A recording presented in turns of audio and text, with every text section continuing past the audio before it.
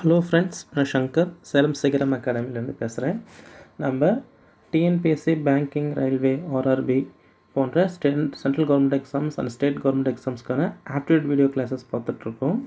இந்த aptitude video classes இது வரைக்கும் எடுத்த டாபிக்ஸ் உங்களுக்கு ரொம்ப யூஸ்ஃபுல்லாக இருக்கும்னு கண்டிப்பாக நம்புகிறேன். இதுக்கான உங்களுக்கு கமெண்ட்ஸ் கண்டிப்பாக நீங்கள் என்னோடய வாட்ஸ்அப் நம்பர் 9994305533 அப்படின்ற நம்பருக்கு நீங்கள் வாட்ஸ்அப் பண்ணலாம். ஓகேங்களா? உங்களுக்கு எந்த ஃபீட்பேக்காக இருந்தாலும் நீங்கள் கொஞ்சம் அதை தெரிவிச்சிங்கன்னா தான் நான் என்ன கொஞ்சம் அப்டேட் பண்ணிக்கிறது எனக்கு கொஞ்சம் வசதியாக இருக்கும். ஓகேங்களா? ஓகே, இன்றைக்கி நம்ம பார்க்க போகிற டாபிக் பார்த்திங்கன்னா ஆப்டிடியூடில் ரேஷியோ, விகிதம். ஓகேங்களா?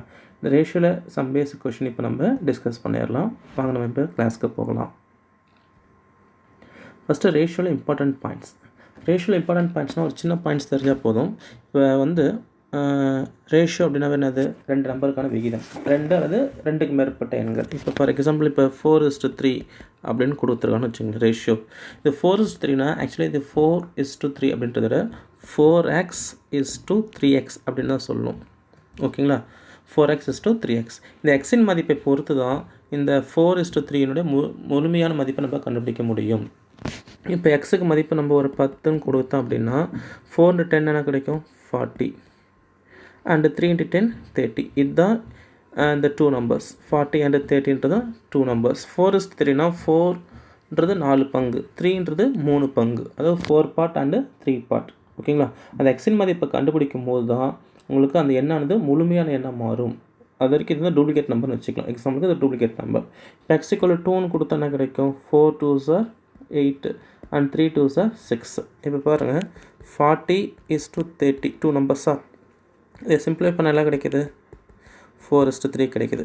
இங்கே 2 நம்பர்ஸ் என்ன எடுத்திருக்கோம்? 8:6ன்னு எடுத்திருக்கோம். அப்போ இதை சிம்பிளிஃபை பண்ணால் சேம் 4:3 தான் கிடைக்கும். ஓகேங்களா? ஸோ எந்த மதிப்பாக இருந்தாலும் சுருக்கும்போது 4:3. இது எதை பேஸ் பண்ணியிருக்குன்னா எக்ஸின் மதிப்பை பொறுத்து இருக்குது. ஓகேங்களா? அப்போ இதுலேருந்து என்ன தெரியுதுன்னா, இருபுறமும் ஒரே மதிப்பால் பெருக்குனிங்கன்னா ரேஷியோவோட விகிதம் மாறாது. அந்த பாயிண்ட்ஸ் ரொம்ப முக்கியம். இருபுறமும் ஒரே மதிப்பால் பெருக்கப்படும் பொழுது விகிதம் என்றும் மாறாது. Both sides same should be subtracted. The ratio remains same. ஓகேங்களா? அதுதான் ரொம்ப முக்கியமான பாயிண்ட். இந்த 4:3ன்றது 4x:3x எழுதணும்னா அகைன் இது எப்படி எழுதணும்னா 4x/3x எழுதிக்கலாம். 4:3 can be written as 4x:3x and 4x:3x can be written as 4x/3x. இந்த பாயிண்ட்ஸ் தெரிஞ்ச போதும் நம்ம சம்முக்குள்ளே போயிடலாம். ஓகேங்களா? வாங்க இப்போ நம்ம கொஸ்டின் நம்பர் 1 பார்க்கலாம். If a is to b equal to 5:9 and b is to c equal to 4:7, find a is to b is to c. Okay, a is to b equal to 5:9 மற்றும் b is to c equal to 4:7 எனில் a is to b is to c ஐ காண்க. இது first a is to b இந்த format எழுதிக்கங்க. a is to b, bக்கு நேராக b is to c அப்படின்ற ஒரு ஃபார்மேட் எழுதிடுங்க. ஓகேங்களா? ஃபஸ்ட்டு இந்த ரெண்டு வேலையில் மல்டிப்ளை பண்ணுங்க. a into b, இது a மதிப்பு நம்மளுக்கு கிடைக்கும். ஸ்டெப் 2 b into b, இது b மதிப்பு நம்மளுக்கு கிடைக்கும். And step 3 b into c, இது c மதிப்பு கிடைக்கும். ஓகேங்களா? இந்த ஃபார்மேட்டில் இங்கே வேல்யூஸ் எடுத்து எழுதுகிறேன். 5:9 and 4:7. First 5 into 4 20. Step 2 9 into 4 36. Step 3 9 7s are 63. இதுதான் a is to b is to c. So 20:36:63 அப்படின்றது தான் இதுக்கான விடை. இது சுருக்க முடியுமான்னு பார்த்தீங்கன்னா இந்த 20 30யும் 2 டேபிள் டிவைட் பண்ணலாம். ஆனால் 63 2 டேபிள் டிவைட் ஆகாது. அப்போ ஆன்சர் அப்படியே விட்டுருணும். 20:36:63 is the right answer for this question. ஓகேங்களா?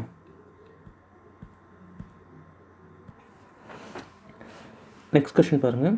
If ₹2,600 is divided among 3 persons A, B and C in the ratio 1/2:1/3:1/4, how much does A get? ஓகேங்களா? ரூபாய் 2600 ABC ஆகியோருக்கு 1/2:1/3:1/4 என்ற விகிதத்தில் பிரித்தளிக்கப்படுகிறது. இதில் A பெற்ற தொகையை காண்க. இப்போ டோட்டல் அமௌண்ட் எவ்வளோ இருக்குன்னா 2600 ரூபா. இந்த 2600 ABCக்கு பிரிக்கிறாங்க. என்ன ரேஷியோவில் பிரிக்கிறாங்கன்னா 1/2:1/3:1/4 ரேஷியோவில் பிரிக்கிறாங்க. இது இண்டிவிஜுவல் வேல்யூவாக இருந்தால் நீங்கள் சால்வ் பண்ணுறது கொஞ்சம் ரொம்ப ஈஸி தான். ஆனால் ஃப்ராக்ஷனாக இருக்கும்போது எல்சிஎம் எடுக்கணும். எதுக்குன்னா டினாமினேட்டர் இருக்கிற வேல்யூக்கு எல்சிஎம் எடுக்கணும். அதாவது எல்சிஎம் ஆஃப் 2 3 4 2 3 4க்கு எல்சிஎம் எடுத்திங்கன்னா வரும் 12 வரும். இப்போ இந்த 12ல் எத்தனை 2 இருக்குன்னு பாருங்கள். 12 எத்தனை 2 இருக்குது? 6 இருக்கும். அப்போ 6 into numerator 1 6 A is to B is to C எழுதிங்க. 12 2 6 times 6 1s are 6. 12ல் 3 எத்தனை இருக்கும்? 4 இருக்கும். 4 into 1 4. 12 எத்தனை 4 இருக்கும்? 3 3 1s are 3. இப்போ 6 is to 4 is to 3 என்றால் A is to B is to C. இப்போ டோட்டல் எத்தனை ரேஷியோ இருக்குது? 6 4 10 10 + 3 13 பங்கு. இந்த 13 பங்குக்கு அவங்க எவ்வளோ அமௌண்ட் கொடுத்துருக்காங்க? 2600 ரூபாய். இப்போ ஒரு பங்கின் மதிப்பு 2600 13 டிவைட் பண்ணிங்கன்னா 200 ரூபாய் கிடைக்கும். இப்போ ஒரு பங்கின் மதிப்பு 200 ரூபாய். எனில் ஏ பெற்ற தொகை. ஏக்கு எத்தனை பங்கு இருக்குது? 6 பங்கு. இப்போ ஒரு பங்கு 200னா 6 பங்கு 1200 ரூபாய். இதுதான் இந்த கேள்விக்கான விடை. இந்த இடத்துல இங்கே ஆன்சர் அந்த 6:4:3 வந்து ஆட் பண்ண அப்படின்னா இங்கே அவங்க கொடுத்துருக்கிறது டோட்டல் அமௌண்ட் கொடுத்துருக்காங்க, மொத்த தொகை. அப்போ இந்த ரேஷியோ என்ன பண்ணிக்கணும்? ஆட் பண்ணிக்கணும். புரியுதுங்களா? அந்த பாயிண்ட் கொஞ்சம் முக்கியம், அதை கொஞ்சம் நோட் பண்ணிக்கோங்க. வாங்க இப்போ நம்ம அடுத்த கேள்வி பார்க்கலாம். Ratio between two numbers is 3:4 and sum of the squares is 625. The numbers are, அதாவது இரு எண்கள் விகிதங்கள் முறையே 3:4, அவைகளின் வர்க்கங்களின் கூடுதல் 625 எனில் அந்த எண்களை காண்க. இப்போ டூ நம்பர்ஸ் என்ன ரேஷியோவில் இருக்குது? 3:4. நம்மளுக்கு தெரியும் 3:4னா இது 3x, இது 4x. ஓகேங்களா? அவற்றின் வர்க்கங்களின் கூடுதல், வர்க்கம் அது ஸ்கொயர் பண்ணுறது. அப்போ 3x ஸ்கொயர் பண்ணணும் ப்ளஸ் 4x ஸ்கொயர் பண்ணணும். ரெண்டையும் ஸ்கொயர் பண்ணி ஆட் பண்ணிங்கன்னா எவ்வளோ கொடுத்துருக்கோம்? 625. ஸ்கொயர் பண்ணி ஆட் பண்ணும்போது நம்மளுக்கு கிடைக்கிற மதிப்பு எவ்வளோ? 625. இப்போ 3x ஸ்கொயர் பண்ணால் எவ்வளோ கிடைக்கும்? 9x square. 4x ஸ்கொயர் பண்ணால் 16x ஸ்கொயர் ஈக்குவல் டு 625. ஓகேங்களா? அப்போ 3x ஸ்கொயர் பண்ணி 9x ஸ்கொயரையும் 4x ஸ்கொயர் பண்ணி 16x ஸ்கொயர் ஆட் பண்ணால் 25x ஸ்கொயர். இப்போ 25x ஸ்கொயர் ஈக்குவல் டு 625. இப்போ 25யும் 625 கேன்சல் பண்ணிங்கன்னா 25 வரும். x ஸ்கொயர் 25னா x ஈக்குவல் டு 5 வந்துடும். அப்போ two numbers A is to B, இது 3x, இங்கே 4x இருக்கா? அப்போ 3 × 5 15 and 4 × 5 20. So two numbers are 15 and 20. ஓகேங்களா? இப்போ வர்க்கங்களின் கூடுதல்ன்றனால இங்கே ஸ்கொயர் பண்ணி ஆட் பண்ணியிருக்கோம். வர்க்கங்கள் வித்தியாசம் என்ன பண்ணியிருக்க போகிறோம்? மைனஸ் பண்ணியிருக்கோம். அவ்வளோதான். ஓகேங்களா? இது ரொம்ப ஈஸியான கொஸ்டின் தான், கொஞ்சம் பொறுமையாக கவனிங்க. வாங்க நம்ம இப்போ அடுத்த கேள்விக்கு போகலாம். அடுத்த கேள்வி பாருங்கள். The income of A and B in ratio 6:4. Income ratio 6:4. Expenditures ratio 5:3. If both save 200 each, what is the income of A? Okay, A மற்றும் B இன் வருமான விகிதம் 6:4, அவற்றின் செலவுகள் விகிதம் 5:3. ஒவ்வொருவரும் ரூபாய் 600 சேமிக்கின்றனர் எனில் A இன் வருமானம் என்ன? Income ratio 6:4, expenditure ratio 5:3. A and B யோட income ratio 6:4, expenditure ratio 5:3. Savings எவ்வளோ கொடுத்துருக்காங்க? ஈச் 200. சேவிங்ஸ் வந்து ஏக்கும் 200, பிக்கும் 200. இதில் நல்ல ஒரு பாயிண்ட் நல்லா நீங்கள் புரிஞ்சுக்கிற விஷயம், சேவிங்ஸோட அமௌண்ட் ஈக்குவலாக இருந்தால் சேவிங்ஸ் ரேஷியோ ஈக்குவலாக தானே இருக்கும். அப்போ இன்கம்லேருந்து எக்ஸ்பெண்டிச்சர் போனால் மீதி எவ்வளோ ஒரு பங்கு? ஒரு பங்கு. இங்கே பிக்கு இன்கம் 4, எக்ஸ்பெண்டிச்சர் 3. 4ல் 3 போனால் 1. ஸோ அப்போ இங்கே ஏக்கு சேவிங்ஸ் 1 பார்ட், பிக்கு சேவிங்ஸ் 1 பார்ட். ஏவோட சேவிங்ஸ் அமௌண்ட் 200, பியோட சேவிங்ஸ் அமௌண்ட் 200. ஸோ அப்போ 1 பார்ட் ஈக்குவல் டு 200 ருபீஸ் வரும். 1 பார்ட் ஈக்குவல் டு 200 ருபீஸ் வரும். அப்போ அவங்க கொஷின் கேட்டிருக்கிறது income of A. Income of A வந்து 6 பார்ட். அப்போ 6 × 200. இப்போ ஆன்சர் வரும் 1200. 1200 ரூபாய். ஏனுடைய வருமானம் 1200. ஓகேங்களா? நம்ம இப்போ அடுத்த கேள்வி பார்க்கலாம். A and B join a partnership business by investing 30,000 and 50,000 respectively. If they earn a profit of 4,000, find A shares in the profit.